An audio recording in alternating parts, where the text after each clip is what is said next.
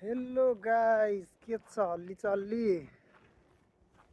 अनि म चाहिँ आज है यस्तो ठाउँमा छु। अब दलालले फसायो भन्नु कि के भन्नु होइन।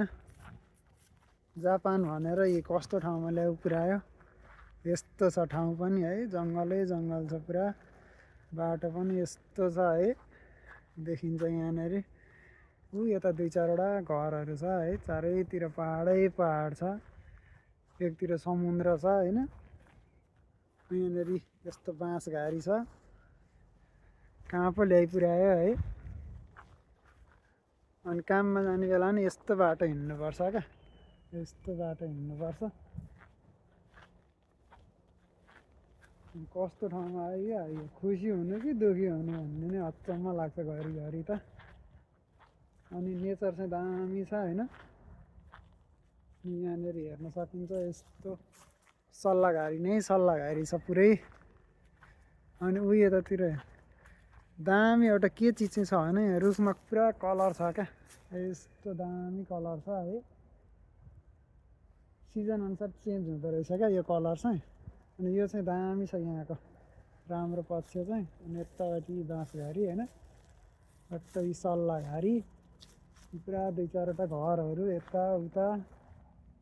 जङ्गलको बिचबाट हिँड्नुपर्छ यस्तो छ यी बाटो।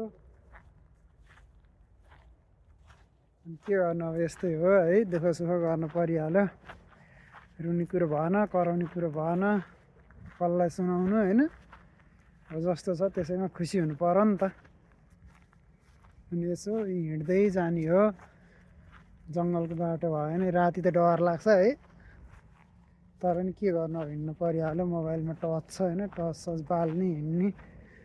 धन्न यहाँ घाँस सास चाहिँ काटेर चट्ट क्लियर बनाइदिएको छ नि, यो चाहिँ दामी हो। अर्थको होइन, त्यस्तै हो। विदेश आएर मान्छेहरू चिल्लो बाटो मात्र हेर्छु भन्छन् होइन। यो त अब नेपालभन्दा विकट भन्नु कि के भन्नु। अब मेन ठाउँतिर चाहिँ छ त्यस्तो पनि, यहाँतिर त कच्ची बाटो छ होइन। यस्तैमा हिँड्ने हो है, चट्ट रमाइलो गऱ्यो नि यस्तैमा हो है। बस्नु पऱ्यो नि यहीँनिर है, थ्याच्च बस्दिने होइन। अनि रुखहरू छ टन्नै, हावा सावा चल्छ स्वादाले। अनि यस्तै डर मर्दो हुन्छ, हाँगासाँगा भाँचिन्छ कि भनेर हावा चल्यो बेलामा चाहिँ होइन। अनि कस्तो ठाउँमा पुऱ्यायो भने दलालले नि जापान भनेर आइयो आउन चाहिँ। जापानको पनि कस्तो ठाउँमा ल्याइ पुऱ्यायो भन्ने कुरै कन्फ्युज, खुसी हुनु कि दुःखी हुनु भने जस्तो भएको छ क्या। अब खुसी हौँ भने के कुराले खुसी हुनु, दुःखी हौँ भनेदेखि अब के दुःखी हुनु भने जस्तो। अब होइन, नेपालमा नि काम नभएरै आएको हो, अब यहाँ जस्तो काम भयो नि गर्नु परिहाल्यो। अनि नेपालमा चाहिँ दुःख गरेर पनि अब